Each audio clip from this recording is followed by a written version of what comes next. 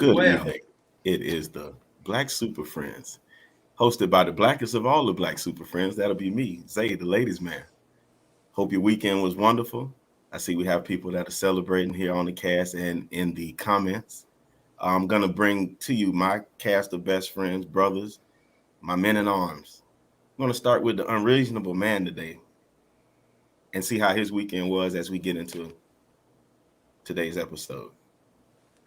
Normally we go to the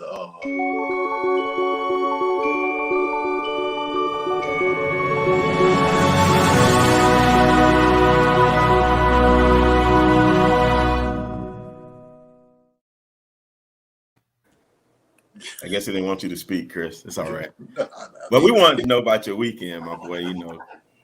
But okay. oh man, my weekend was. I got ditched by my daughter. She wanted to hang out with some of her new friends or whatever, and she ditched her daddy. But other than that, man, it was slow motion this weekend.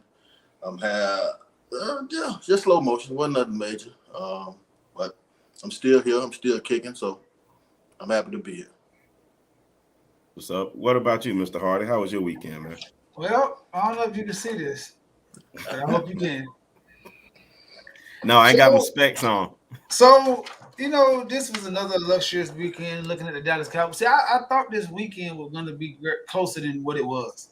A lot of people thought we were going to maul over, but I never maul over Belichick because he's a genius. You never can take that away.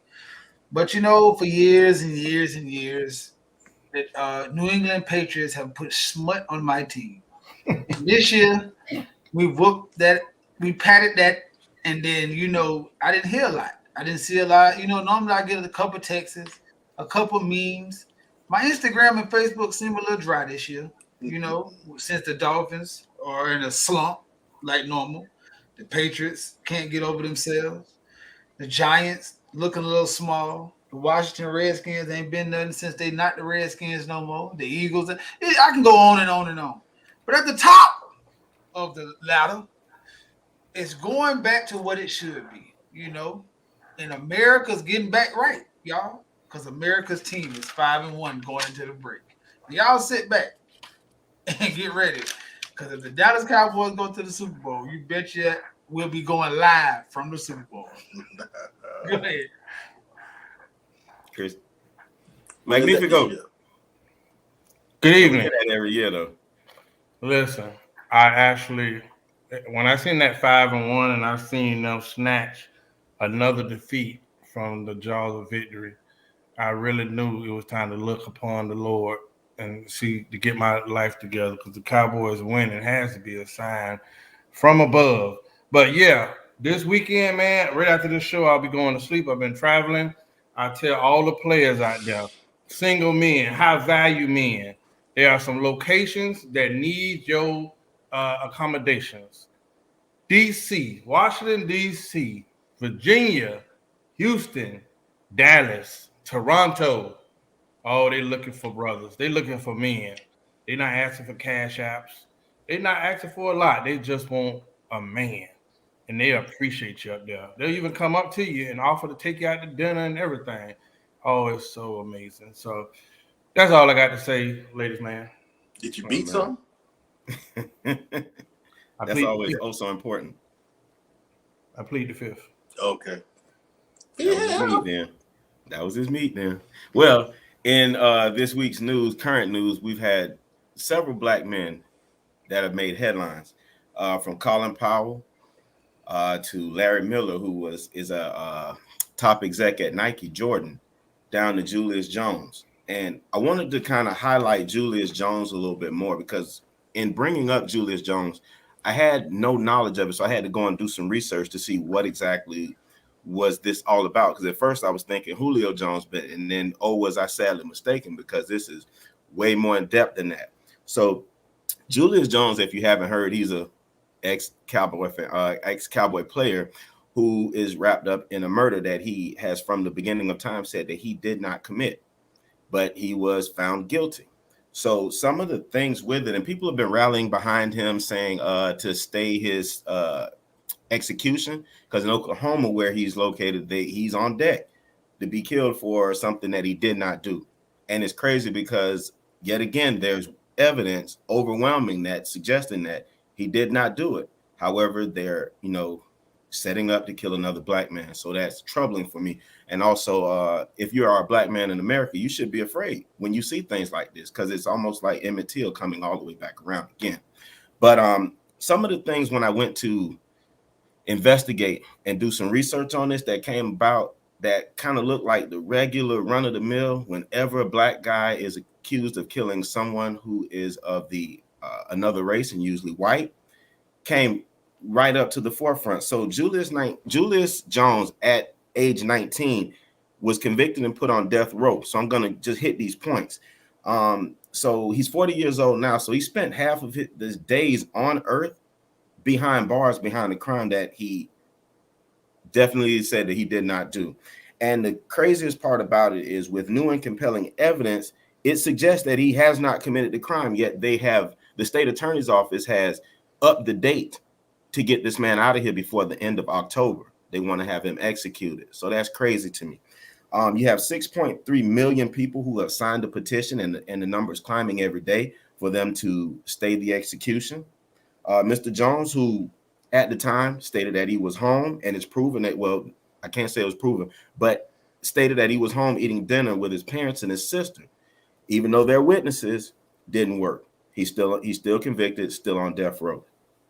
Mr. Jones did not match the description of an eyewitness that was there. And the craziest part about it is Christopher Jordan, who is his co-defendant in this thing, and who ultimately took a plea and turned state evidence against Mr. Jones, matched the description to the T of the eyewitness.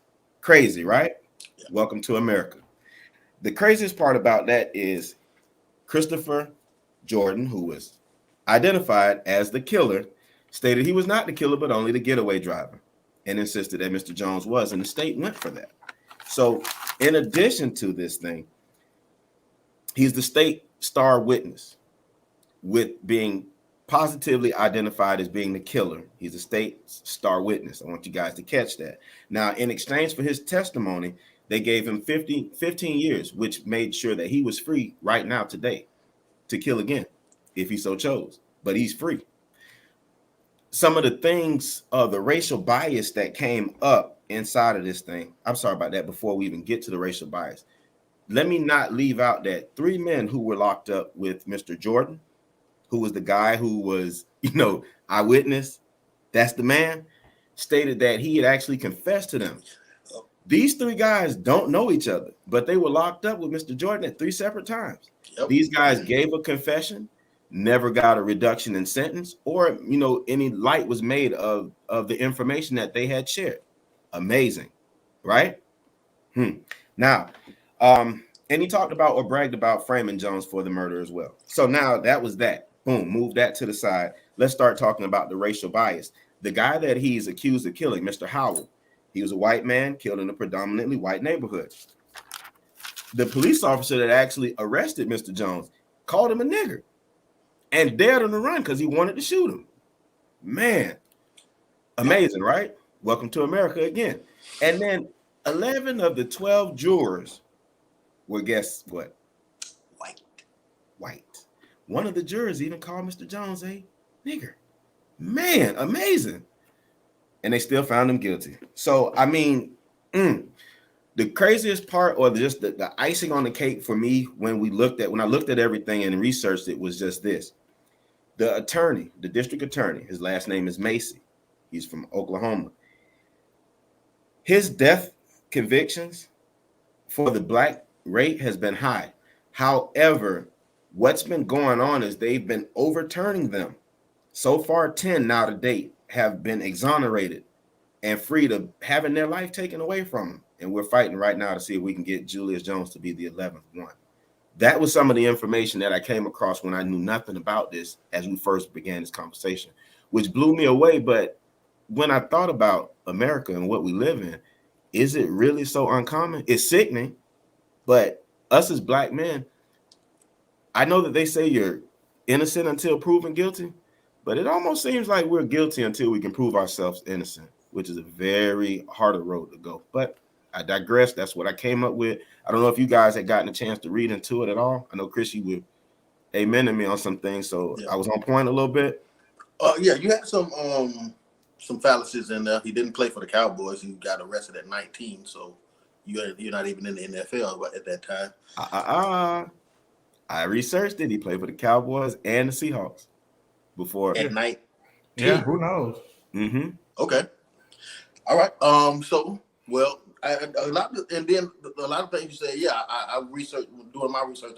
I seen that also. That prosecutor, I think they called him Cowboy Joe. He really, really railroaded a lot of guys. He's dead now.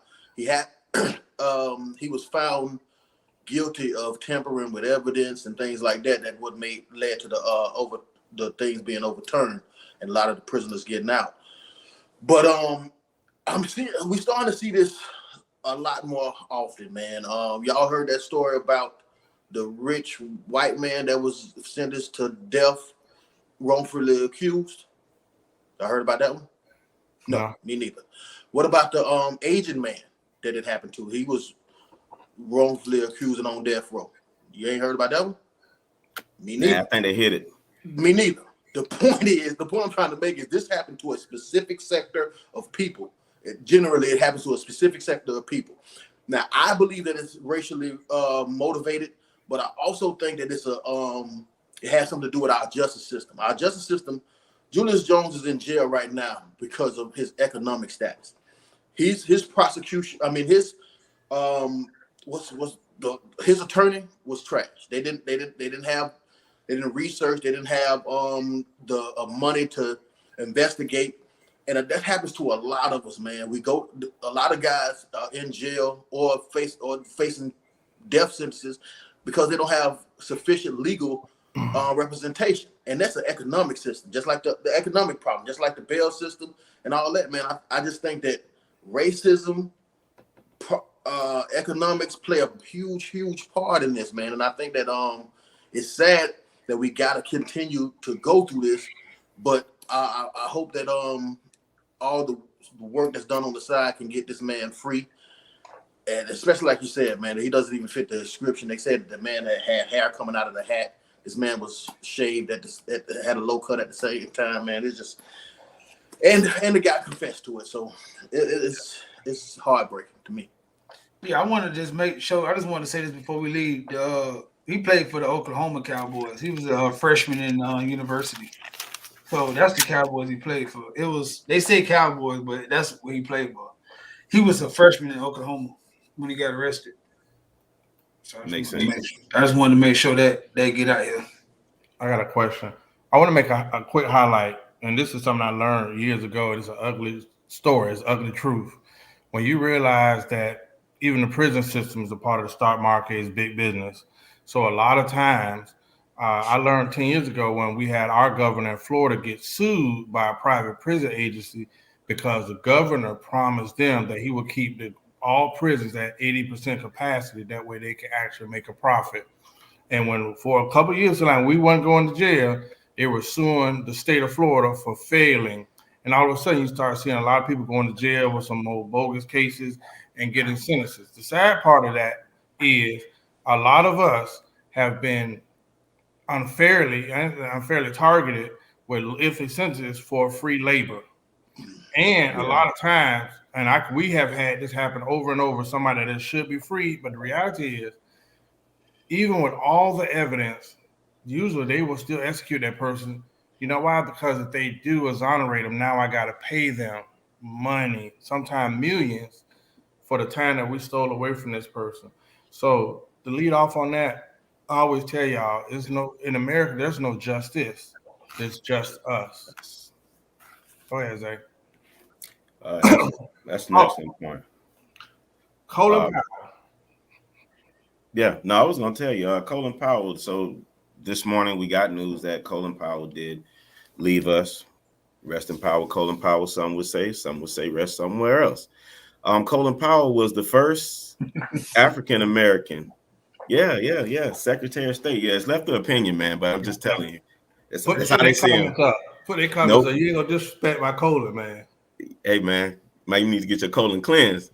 Check the back. You got to check the So background now. Now, Colin is the first false. African American Secretary of State, also the Joint Chiefs of Staff for the United States under George W. Bush. He came into play and into power and stayed his reign for 40 decades. So, for that, kudos to him for his accolades as a black man and the things that he's done. Now, he died, which is ironic because the way that they're pushing the COVID-19 vaccination upon people, this guy was fully vaccinated and still perished. So for the individuals who are non-vaxxers who just haven't gotten the feeling inside of them where they want to go forward, where they're not comfortable enough, this doesn't make it any better. But you have government officials saying what they say as far as vaccinations and saving lives, but we don't see where it actually is. But I just want to say rest in peace, Colin Powell. He's of Jamaican descent. So you already know Colin Powell is all through my house and my family. They revere him, they regard him for his accomplishments and achievements in the United States. But man, rest in peace. Lost an iconic figure. What do you got for him, Horace? Because I see that was your Colin. That's my guy. Listen, there's no secret that when I got into politics, I was a raging black Republican. And Michael Steele and Colin Powell were two people that I actually talked to. I got a picture on Facebook of me and Colin Powell. And I thought, to be honest, I thought that the media was disrespectful.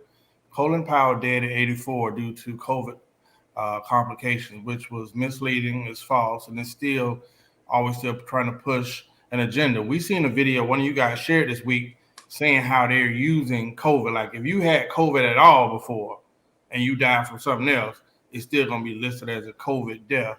And I'm getting pissed of that because I felt like you insulted this man's legacy. As much as they go after our black officials, for you to have someone that was respected by all presidents, someone who was an advisor, even Trump, to all. Colin Powell was somebody that was classy, who identified with people. For white America to even ask this man to run for president says a lot about his character. He's survived by his wife, Alma, who was a Fisk University alumni. For him to be the 65th Secretary of State, like that's huge. People don't know after the VP, if something was to happen to them two, Secretary of State steps in as the president. So the honest part about it, he was 84 and he was battling cancer. And I forgot the form of cancer that he was battling, but in that shape, you're in a multiple myeloma, yeah, something like that. So you're in a weakened state, and he's 84 years old.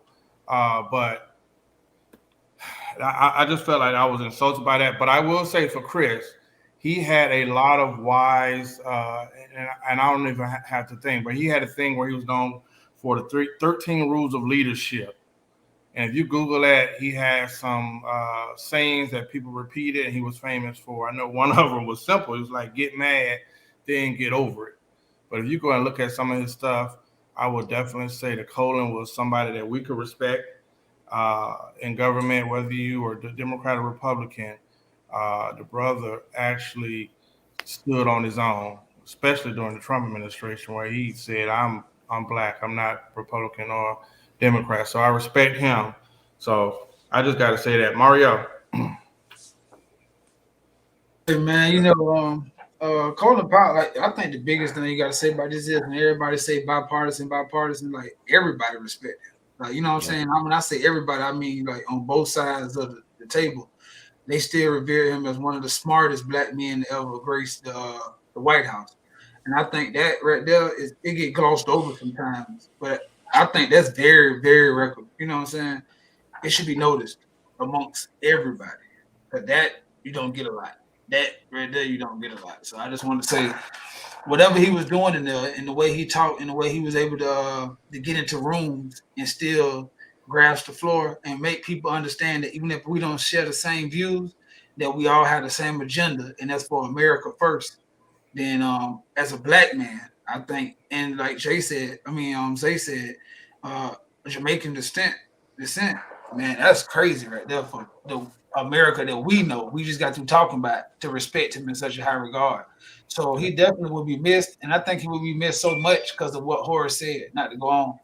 When he first got into politics, he was able to have somebody that looked like him and he could go to and talk to who had a world of knowledge.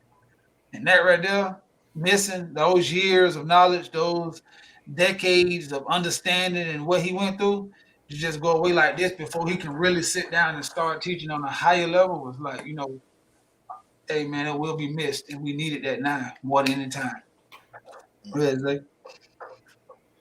Oh man. So like I said, rest in peace, Colin Powell. I wanted to bring to the forefront something that was very interesting, a story that came by for the Nike representative, Larry Miller. Yeah, that's my Now, boy, man. yeah, I'm gonna let you kind of go into depth with Larry because he's of the Nike Jordan brand, if I'm not mistaken. But he's a very high-ranking CEO and he's a black man. So Yeah, we always like to get he's actually the chairman of Jordan. So most of the information on the commercials, the marketing, and just the brand Jordan, like him choosing people and venturing out and then branching off from Nike into the whole brand of Jordan. If most people don't understand, like Jordan is their own brand. Like you got Nike, then you got Jordan, which is a subsidiary, but a very high one. He's the actual chairman of that.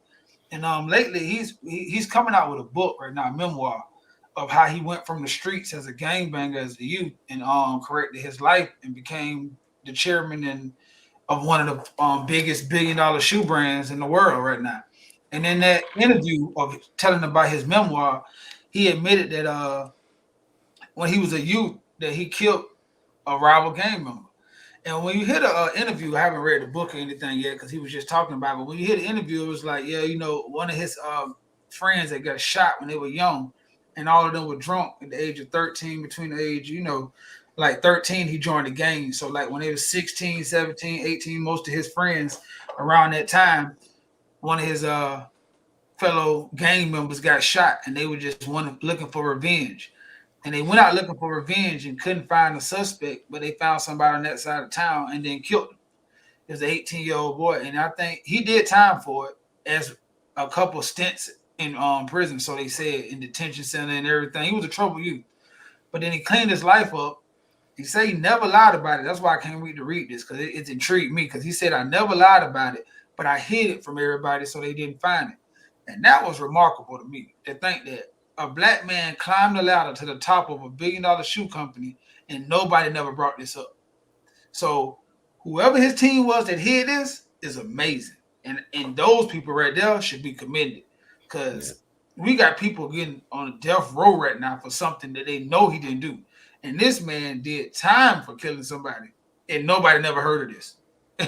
This is amazing. But that's what I got so far, and I just wanted to bring that to the forefront because he has a memoir that's going to be coming out about redemption and how you shouldn't throw a kid's life away because he can actually turn his life around and become something productive into the society. And I think that's worth reading and passing on to a lot of our youth right now that made bad mistakes and think their life is over.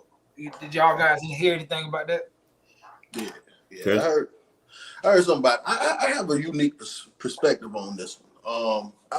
When I was attending Horace Mother's Church, Bible Teachers International, I constantly heard them say this thing: "I'm not of this world." So they made a separation between the natural world and the spiritual world, and they would always say, "We are not of this world." I think that same concept applies here. When you decide to go into the gangster lifestyle, you're no longer a civilian. You live by a certain code. You live by something different. You know what I'm saying? When you're a civilian, you don't have to live by those same codes. And I know this may sound harsh, but when you choose that lifestyle, you take what comes with it. So when he goes to kill another rival gang member, that's the life that they accepted when they decided to be in gangs and things like that. So for him to come out with this now, I don't know. I don't know the purpose. I really don't know the purpose of it. These are things that you have to accept in that lifestyle. You know what I'm saying? You take this with you. You take this pain with you.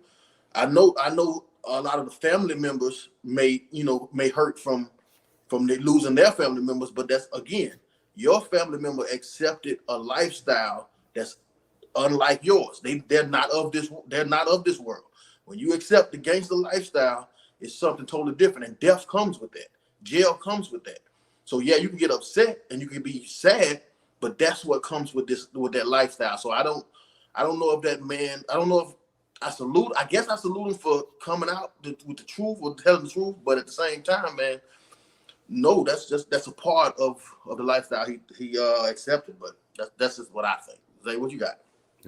I thought that it was remarkable. I mean, initially upon reading the story, seeing the headlines, and that's why you can't just go by the headlines. You got to actually read in depth.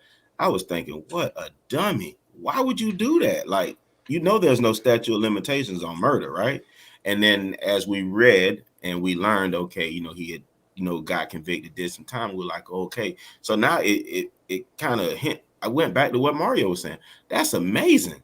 Adam Silver, you're friends with Adam Silver. They don't know Michael Jordan, and he doesn't know. Think of the money and the resources that these guys have for them not to find this information. When you or I try to get a simple job, they have a system called LexisNexis in which they run our background, and they can tell us everything from the time we got here. And he was able to obscure that, man. That's a feat to be told. But I think in his memoirs, that is going to serve as an inspirational piece, especially for individuals coming up, because it's some guys that may not have gone to the extent that he did, but think that their life's off track and unsolvable. And that's the perfect story for listen. If he can do it, so can I. So I too can't wait for the book to kind of read and learn a little bit more, because I'm intrigued. Like I said, off of the initial headline, I was dumbfounded. But then to learn the information that I learned, I'm like, okay, that's remarkable. Now I want to know. So I don't know. What do you think, Horace? Well, when I first read it, I thought, okay, you got to be a dummy to confess something as a black man in this justice system. You know what I mean? Especially when we see that ain't no statute of limitations. Like they even revising that. But then when Mario told me the story about he served some time for it, then I was like, okay. Then I tried to figure out, well, is he doing it for like self gratification, or is he trying to make a point, like one of those redemption stories, like, hey, look what I did at this age, and look what I was able to achieve, like don't throw the kid away type thing. But me personally, I was confused, and I'm interested to see how people react to him now. Those same friends, how they act, because on that level, image is so. You got so many people in your ear, like, oh well, maybe you shouldn't be, associated with him, or hey, do you really know him, or hey, can you trust him? He murdered somebody. A lot of people on that higher level seem to be judgmental and a little fickle. So I'll be interested to see how it goes from him, and hopefully we don't see in 30 days where it is a mutual agreement where he's no longer in that role. So hopefully we get some good out of that story. But I damn sure I wouldn't confess to nothing. Me personally, that's gonna be me and the Lord. Maybe right before I close my eyes.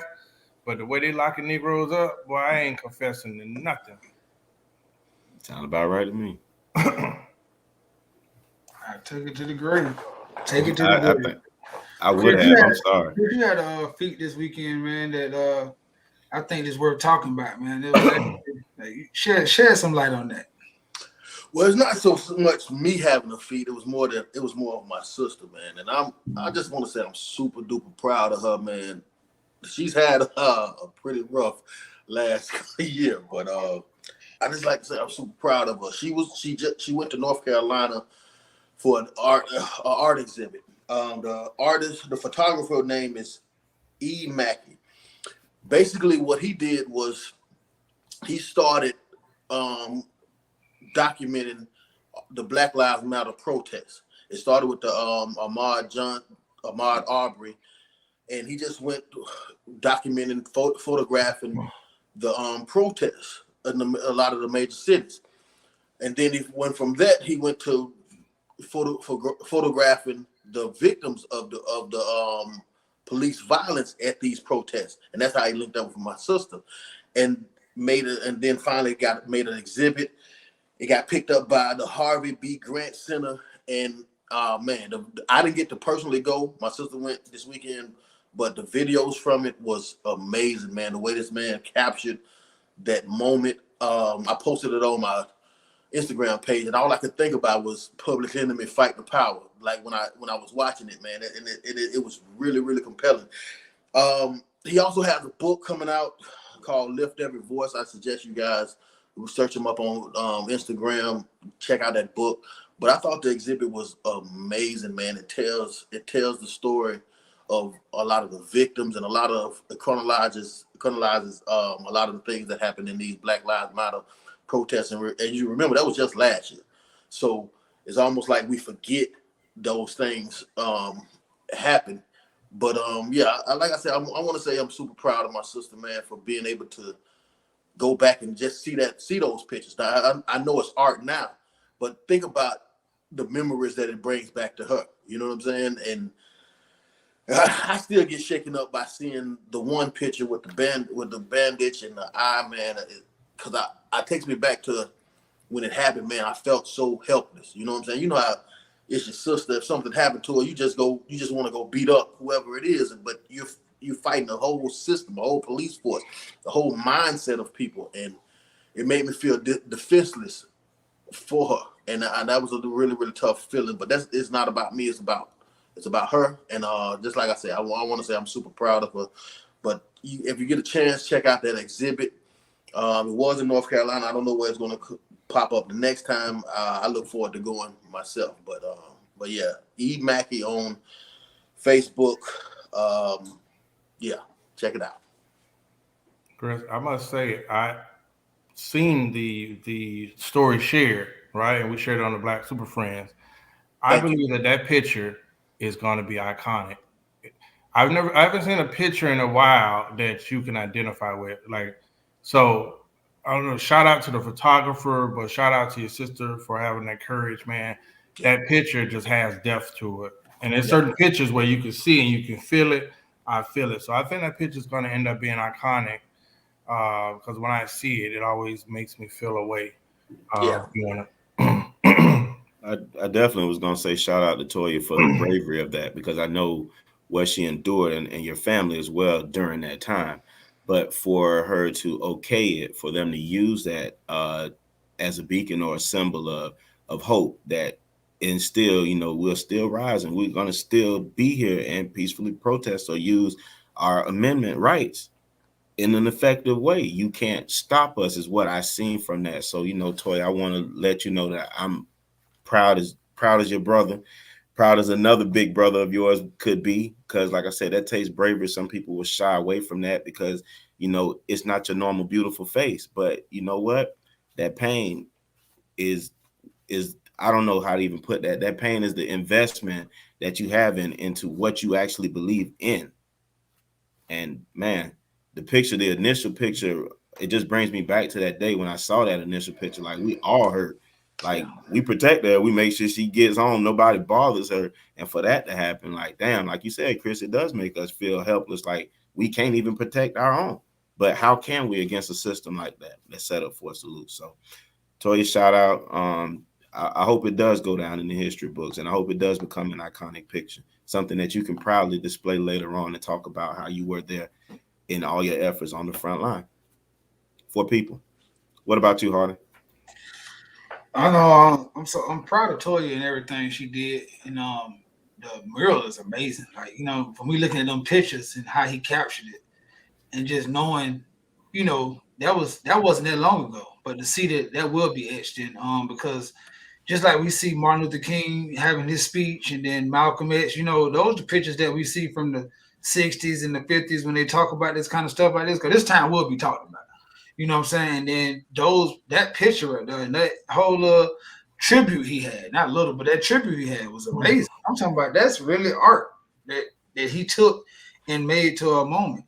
I think that's amazing. I just, but I think I was mixed feelings about it because just knowing that, knowing that that's Crystal's sister and knowing Toya, it's still kind of like, man, like she really went through that. You know what I'm saying? Just to me, you know what I'm saying? I'm not saying it's not good for the women, but it's still like, damn, that's really fuck. Like She was really out there knowing she don't hurt a fly.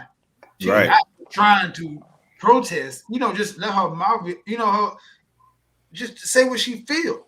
And that happened to her to the point of it's just ridiculous, man. This situation and this state we live in, this country we live in, it's still ridiculous to me. You know what I'm saying? Even though I'm glad what brother did, it's just still a ridiculous situation that she had to go. Her and many people had to go through that. You know what I'm saying? With really no justice, because it still was no justice out of it. You know what I'm saying? We taking lemons and making lemonade, but that really was still no justice in that situation. I don't know, Hardy. I want to say something that we keep overlooking. Sometimes, man, as we grow, things start to activate inside us that we don't even know was inside of us. Let's not forget one of my favorite civil rights leader was Fannie Lou. And that's the same blood that Christian have. So maybe that's that next generation continuing the fight. So never overlook that either. Shout out to Fannie Lou Hamer, my grandmother's sister. And please go watch. I hope to tell you the last one because I hope nobody else in your family go through that. That's watch some of her old videos and clips, man. You would be amazed. That was probably the realest. We always applaud all those other people, but I don't think you have never met anyone like Chris, grandmother's sister. Like she was real, fearless. So, Mississippi, bro, go watch the video. I swear to God, y'all will be in there like, boy. So, listen, do I take the reins back for the viewer questions, eh? Do you think? I don't remember. Hey, so we had a viewer question that came in. And the person will remain nameless, but we take on all kind of challenges and questions to be fair. And the question was worded as so: why men single hashtag why single men claim to have their shit together but never have a place to stay? I'm Zay. gonna go with that. Man, so why men that are single claim to have their sugar, honey, and iced tea together, but never have a place to stay? I think that's an incorrect statement. They got to stay somewhere. They're not homeless. They just may not have anywhere for you to come. And that's probably what the question should have been. But they definitely got somewhere to stay. But you should ask yourself the question of, if he's saying that he has his sugar, honey, and iced tea together, and he doesn't have anywhere to stay, why are you talking to him? But that's a question for another segment. I don't know, Chris. What do you think? Let me hear what Horace got to say first. He normally have he the one accepted this question, and I got beef with that, but I want to hear what he got to say. I think I'm gonna have something to say once we have more conversation on it, because I took the question and I knew there was gonna be a trigger for Chris. You goddamn right. Sorry ass, hating ass, goddamn bitter ass, penis phobic ass woman give this goddamn question. What do you mean never? All these single men that say they got their shit together never have the place to stay. How are you meeting all these men that got their shit together, but they never have a place to stay? I'm pretty sure this is one of them bougie ass women that feel like she got her shit together. So what did he meet you at? Did you go to a club where niggas don't have their shit together? Was you shot? Do he live in the same neighborhood as you that don't have that, of people that got their shit together, that got homes? How did you find out that he have his shit together? Was it after he nutted on you or in you? Well, how did this even happen?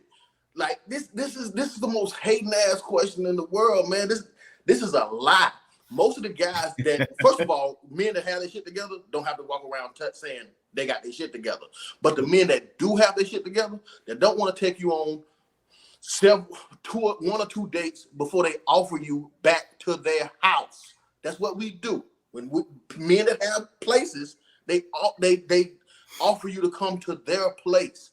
So if you was intertwined with this man, he never offered you to come back to his place, man, please, you just a hating. You're penis phobic. That's what you is. You're penis phobic. If everybody else can make up phobias, I'll make up one. You're penis phobic. Mario. Well, Mr. Hardy. Well. Can you repeat the question again? Because Chris just, I think the audience, I think the audience, I forfeited my whole answer. I was like, here we go with Chris. The trigger. I think the answer, My I damn think Chris kind of blew the audience away. Can you repeat the I think he question did. one more time, Horace? Why single men claim to have their S together but never have a place to stay? That's Amazing. I'm I think we got to understand what do we call shit together? Really? Wait a minute. Well, let me ask the follow-up question for you, Hardy. Well, as men, what do you consider having your shit together? Right, and I think that's what it is because I think that the way she worded that was I could see why Chris had ruffled his feathers because that definitely was wrongly worded because you can't say all of nothing The and most of, and then I agree when you say that kind of words right there and group a whole genre of men into one thing, that's crazy right there because that just show that you talking to those kind of men. Because I know a group of men who got their shit together, and I think anybody when they run their resume will say they got their shit together, and they single men. So I think what I consider shit together is I think that it's really to the eye of the beholder because right now when I might say I got my shit together, you might look at me and say Mario ain't got your shit together. You know what I'm saying? So I think that you got to be self-sufficient. To me, just to not beat around the bush, if a man is totally self-sufficient, me and Chris talked about this a lot, and there's certain steps in a man's life. I feel like as a man that you have to be able to say I can take care of myself solely, like not have the ability to take care of nobody else. I'm just saying myself. Like, you know what I'm saying? Now, if I could take care of you or add to your life, that's a plus. But I think if you could take care of yourself, I think as a man in this society, you could say you got your shit together. That means you could pay your own, I don't think you got to have a house. You can have an apartment, but you got to be able to pay it. You can have your own car. You don't have to be, it could be paying payments or it could be an 87 Buick, but you got to have your own. You got to be able to not have to call nobody else and can fend for yourself, whether it's working 2 jobs, owning your own business, working for somebody else. You have to be able to be totally self-sufficient. If you totally self-sufficient as a man, I believe that you have your shit together because every level is somebody who can meet you there and y'all can grow together. So, it's always somebody richer looking down saying you ain't shit. So I think that's really that's just the way the world is. So that's what I would think, Horace. Zay. Well, let's run it back. Zay. Well, You want me to no, read the question off? no, you good. I was thinking about that, and Hart is correct because I was thinking of the same thing. It depends on who you're asking. I know individuals who have their stuff quote unquote. Let me start from the beginning. I'll tell you this: most people think of having your shit together as being materialistic and things that they can tangibly touch as having your ish together. But I also know individuals who quote unquote have it together but don't. So for me, having it together is going to be mind, body, soul. You need to have a presence of mind, have it together. Here, be realistic, because a lot of people are living in fantasy world out here in this real world and trying to date or build something with somebody off of fictitious goals like that. That ain't real. That's fairy tale land that you're in. Healthy wise, having your ish together. In order for you to have it together, nigga, you need to be here. If you're unhealthy, if you're, not taking care of yourself, your body, your hygiene, you definitely don't have it together. Last but not least, your spirit, whatever it is that you align with, have you something that you can use as your guidance tool, beacon, whatever the case may be, as you go on throughout your life. All of the material things are tangible. You can get. All of us on here get money, self-sustain. I don't call you for anything. You don't call me for anything. We may call each other for a positive word or another point of view on something that we're gonna do, but none of us don't call each other asking for money. We don't call each other asking for nowhere to stay unless we out of town and we crash by each other's spot. But that's okay, because guess what? We all have our ish together where you could do that or provide some way that you can help out. So I think that it depends on who that person is and what they're actually looking for when they define having ish together. Because again, all of us, I think, are our own entity. We stand up, we do our own thing. We don't lean on anyone else to make sure that we can get from point A to point B. And that's being self-sufficient, like Hardy said. That's having your stuff together. Can we work and get better? Everyone can. So let's not be judgmental, people. What you say, Horace? I was going to say that whether it's everybody has different definitions, and from where you come from is going to shape your perspective. So whether you're a man or a woman, I always say, look at how somebody grew up, and because sometimes it will show you why they will impact why they think like they do, or it'll show you why they see things the way they do. Uh, and not to go deep, but you have different people. Like if I grew up rough and my early childhood was full of trauma and struggle, me getting to a point where, hell, I'm sufficient, maybe a job, having mental health or being in good health, that may be to me having my S together. Everyone has their own definition. I think that's what shapes our blueprints in life. I think where it gets tricky is when we try to live up to other people's definitions Expectations. of what having it together. So for somebody who grew up homeless or somebody who grew up in around substance abuse, having a home with some peace that don't have no trauma and chaos might be where you feel like, hey, I got my stuff together. I'm not where I was before. And I think every generation has obstacles to overcome. Now, when I go back to the original question, it was about why some men have this never had a place to stay. Man shaming. Agreed. But I'm gonna be the man hater. I'm gonna be accused of woman hating on this. It keeps going back to I feel like women lacking responsibility for their actions. Like y'all make these choices. You want to make this Russell Wilson looking dude all the thing, then he don't meet your expectations because you really didn't did because you really want this. Listen, most guys are going to be doing what they want to do with themselves. Whether you either accept it or you don't. But most times we are going to put ourselves in a position where we're comfortable with where we are in life, not where somebody else feels like we should be. So, Chris. Well, I say it like this. I think that I want to pick it back off of what Zay said. I think it's a mindset is what having your shit together means. It starts with a mindset because once a man decides what he's going to do, how he's going to do it, and the way you got to execute it, that's when you have your shit together. Because it's not about material things. If you really do your research, there's people that started going back to the original question. There's people that started out homeless. Tyler Perry started out homeless. Not started out, but at the point of his life was homeless. At the point of Steve Harvey's life was homeless. He was homeless. Halle Berry, Tiffany Haddish, Steve Jobs. They at a point in their life they was homeless. So if you met that person at that point of their life and you're looking down on them, these are future millionaires, billionaires. So to think that it's just about material things is not. It's about a mindset, because once you change the mindset, the material things is a product of that mindset. So what I would tell guys is having your shit together is simply changing your environment, changing the people that brings you down, changing the mindset of I'm not going to work, or I'm going to take the easy way out, or I'm not going to be consistent. I'm going to sit here and watch TV all day or play video games or just do bullshit, like stuff like that. Once a man changes mindset, the material things is going to come.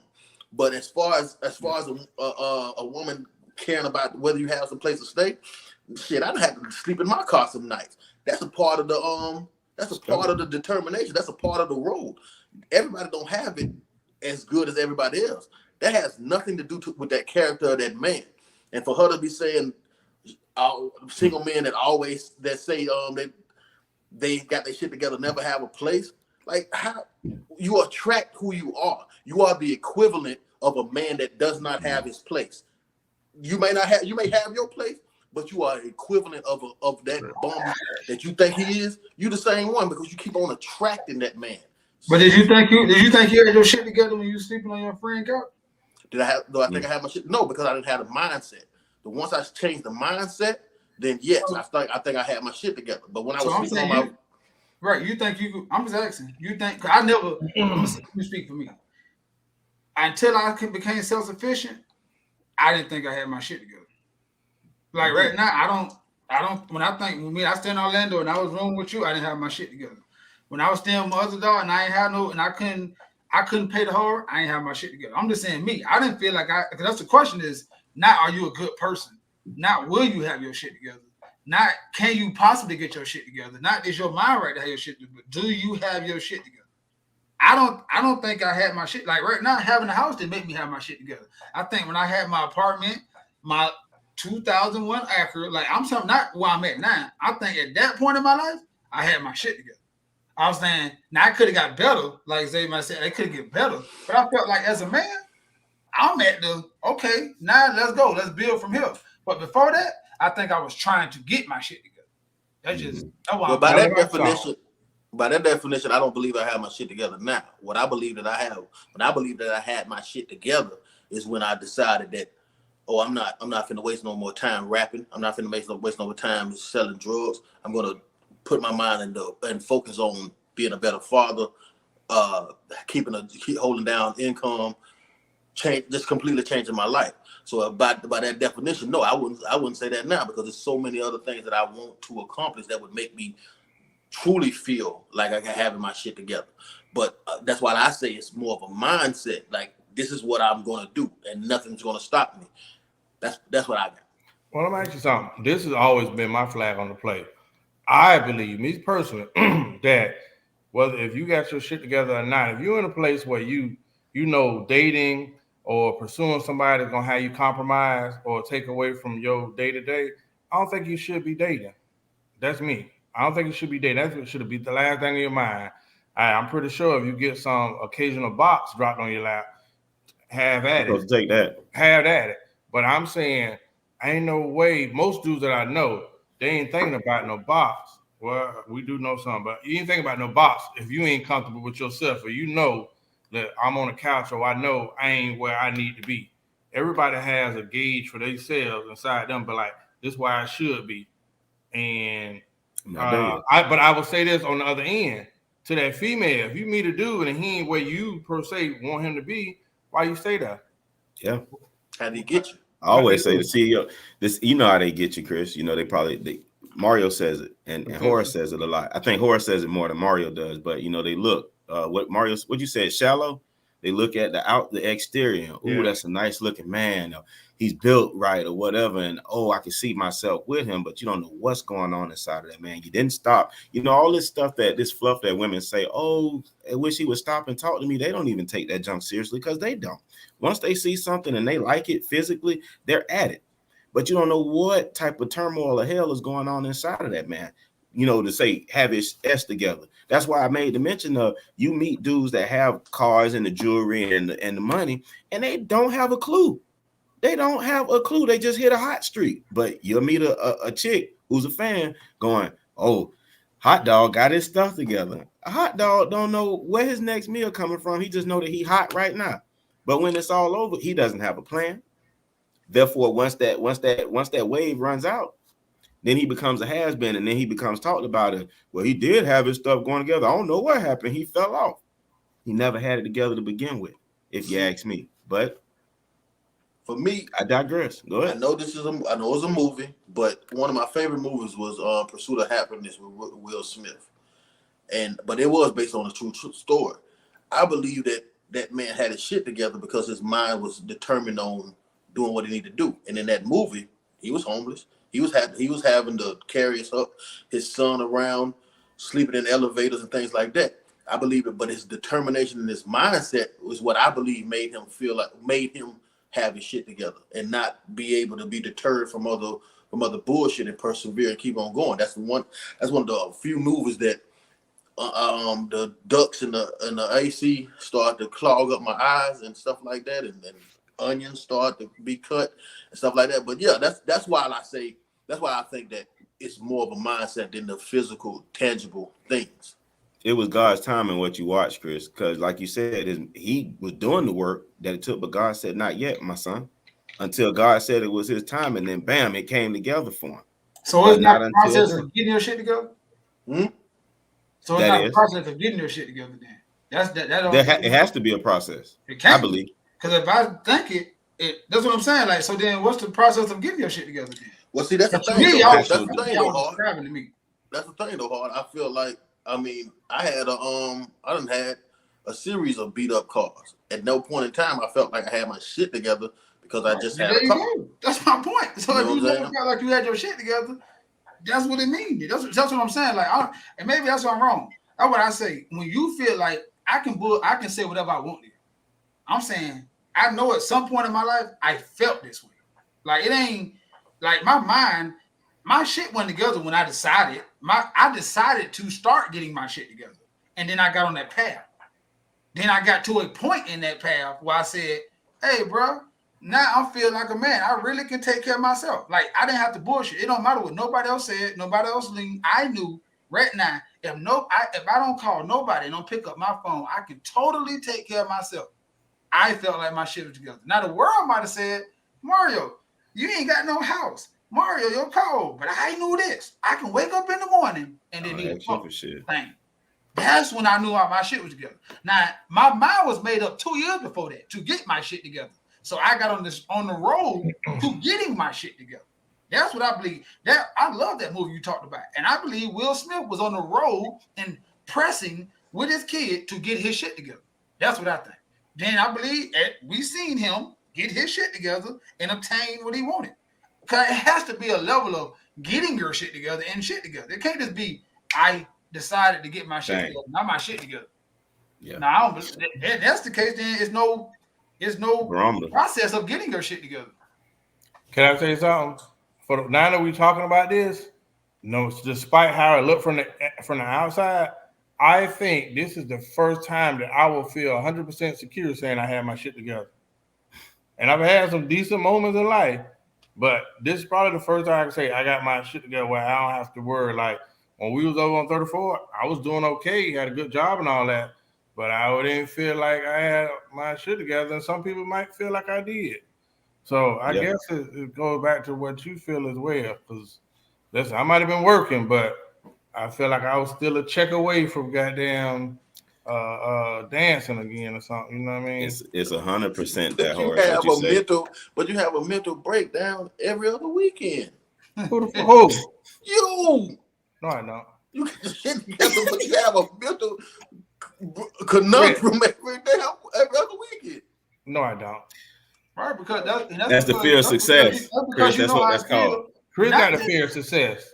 No, it's a fear of not having your shit together. That's my point. That's why. So if you have a fear of not having your shit together, your mindset ain't changed, but your pockets will.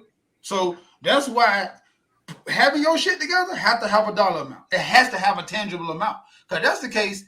I know broke people who are some of the most positive motherfuckers in the world, and I don't think they got their shit together. I'm just me, and maybe I'm looking at it too shallow.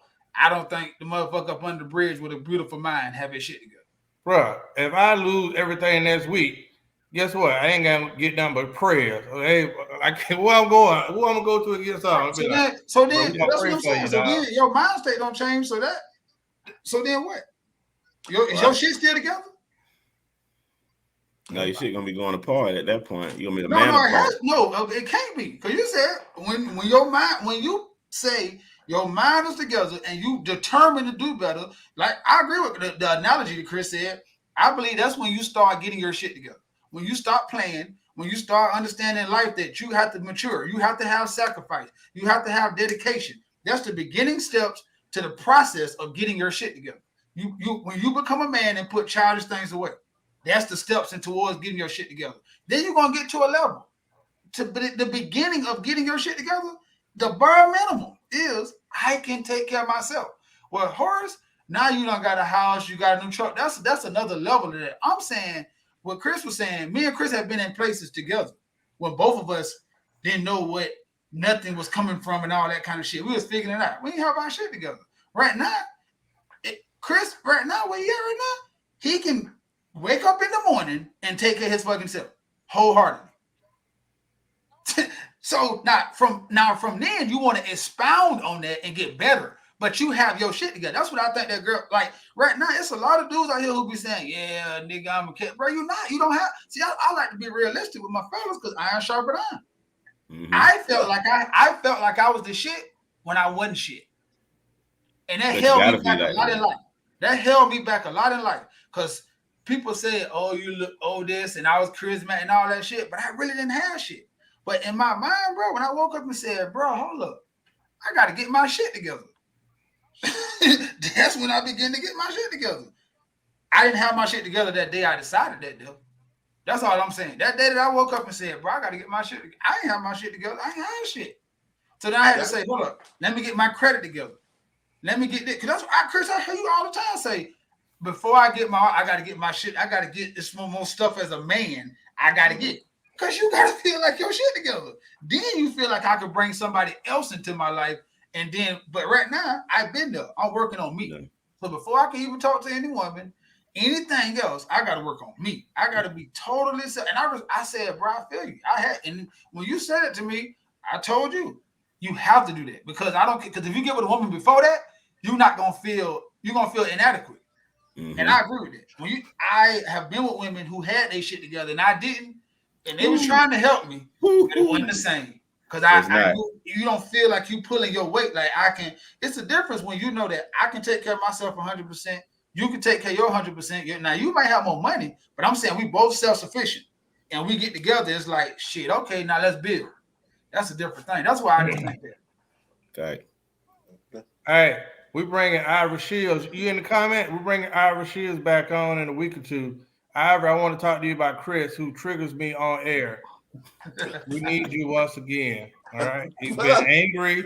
What did We're I say? going to call him This the Hulk. He's bringing stuff on air, and it's like it's just we really want to keep ironing, getting sharper and sharper. Absolutely. Ivory, please, thank you. Go ahead, Chris. I'm getting pissed.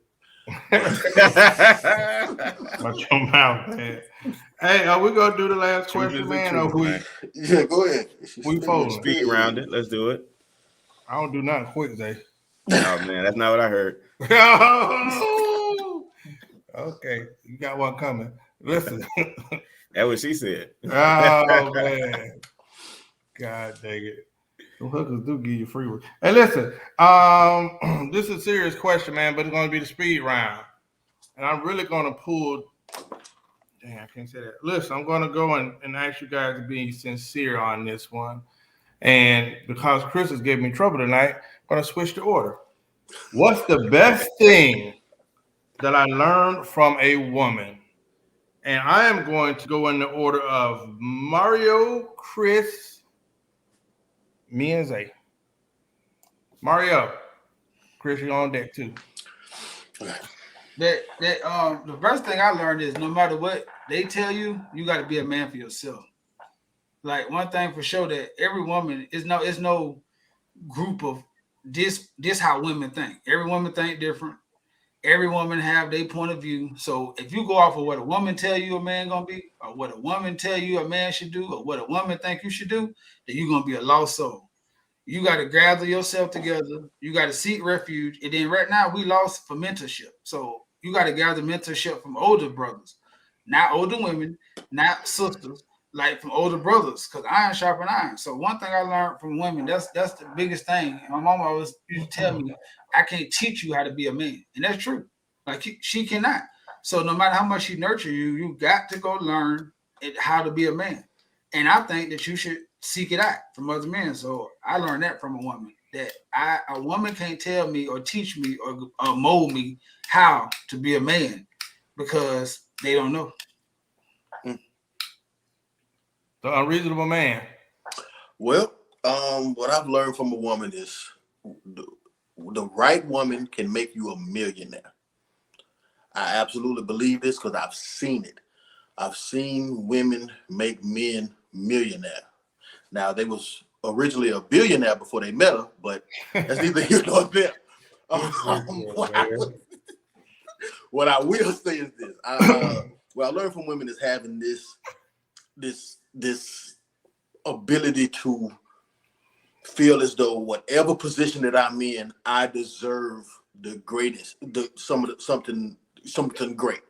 I done seen women in terrible position and still want the greatest man, the greatest job, and yes, it's a sense of entitlement, but that belief can, if you can harness that belief, the power of that belief in the right way, you can probably manifest that. So I get on women about that, but I think that is something that you need, this belief that I deserve the best. I deserve more than what I am. Yes, I grew up in this area, but I deserve to be in the Trump Towers or whatever. But that's what I think I've learned from women. Just this whole belief of no matter where I am, no matter what position I am in my life, no matter what I've done in my past, I still deserve great. So that's what I think. Well, listen, you know what? You had a quote one time that women struggle with accountability, men struggle with responsibility, right? Yeah. Okay. What I learned from a woman is going back to my grandmas, those old women, those old ladies in the family. I learned two things from them: responsibility and the importance of one person. Why is that important? Those women, when our uncles and granddaddies was out there cutting the food and doing whatever they was doing, that one woman kept the family together. And despite her own personal heartbreak and things she had to endure, those mamas and grandmas put everything on their back and made sure that that family stayed intact and made sure things got done, no matter what was going on elsewhere outside. So I learned that sometimes it ain't fair, but knowing sometimes you're gonna carry a lot on your back for the sake of other generations. And I learned that. I learned that from Josephine. I learned that from my great grandmother. And I wish women understood how important you are to the world, how vital you are to the black family. But I have learned that the importance of being that one person, just like when me and Chris talks about his life, like Chris is important to his next generation. Despite whatever he went through before, he has stood in the gap to make sure the next generation is not going to incur the things that he might have faced. With Zay, like we actually have to understand that it might suck, like Chris tells me all the time, being a big brother is a sucky job. But think about how many people benefit from your suffering and you standing tall in those moments. So I learned responsibility and the importance of one person. Think about somebody who who sacrificed to make sure your life is better. Yeah. Zay, Yeah. Horace, that definitely sucks. That big brother. I'm not even a big brother, even though I'm regarded as such a big brother, big brother big suck uncle, big a cousin, lot. and it does because it's a lot of pressure on you. I think if I look back at life and I look at what's the one or the best thing that a woman has taught me or that I've learned from them, it's compassion because men don't teach that. You understand what I'm saying? And when you are teaching, when you are that would say that bridge to the next generation, you got to be compassionate because so badly you want for them to get it, and it's just not time yet, and you still have to deal with them with a level of understanding and still be persevere inside of that to get that lesson across. So, like you were saying, Horace, where for you it was the matriarch in your family, even though she may have ran into heartbreaks or and things of that nature, she still stood strong in the face of adversity to keep that family together. I learned that because in my household it was me and my mom most of the time. So she was very compassionate. She always seen the best side of everyone, even the people that weren't worth a damn. And I lose my mind at it now as a grown man when she tells me about things that she sees others doing that she wished that they wouldn't do. And I want to know why she cares so much. But then I also looked at myself, and I'm one of those people that be caring about things like that. Mario talked to me about it all the time. I'm like, damn, you know what? That's where I picked that lesson up from. But I also understand that there is a balance in that has to go. So inside of that lesson of being learned from a woman, I also learned that a man is necessary in the dynamic of a household, especially a black household, because we're already started off two steps behind or a step behind. I think Richard Pryor, the great Richard Pryor said, you got to stay 2 steps ahead because they're going to try to put you 1 back. So we already start off behind the 8 ball without there being a father figure. The best thing I learned from a woman is that a man is needed. But then, like I said, the second lesson that I learned from them was compassion. Try to be as deal with everything with integrity and transparency, and just have compassion for others for where they are in life. Hope for the best, expect the worst, and if they like it, you gotta love it. That's what I learned from a woman. Best lesson too. All right. And in roundabouts, guess what, guys? You guys have successfully completed another show. I thank you for your vulnerability. I know sometimes it is not wanted. So when I have to go and tap into Chris, I'm making Chris go from hope to, can't say Tevin Campbell. That would be a bad example. Please don't use alternative lifestyle. I can't even think of anybody like this. You know what I mean?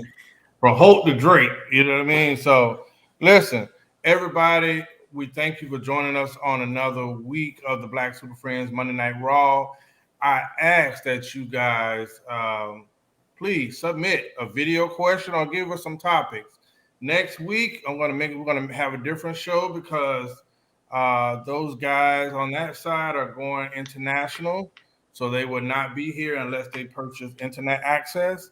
So next week's show should be interesting and scary at the same time. It will be me and the unreasonable man. He gonna have he gonna attack you again. It's gonna be late this night, man. We ain't gonna have number of women on this thing. He gonna attack you again too. You better bring your armor. We have the latest night next Monday. Y'all can't have latest night without me. What you mean? We bring them through. We bring them through them. You know what I'm saying? We might have to show up and show our illustrious surroundings. Because we listen, let me tell you something. We believe in working hard, but we believe in vacation. Okay? We finna unplug. But we'll plug in for y'all. This is what Tiana Trump doing next Monday. Hey, Lou say she deserve David Banner. You deserve Bruce Banner.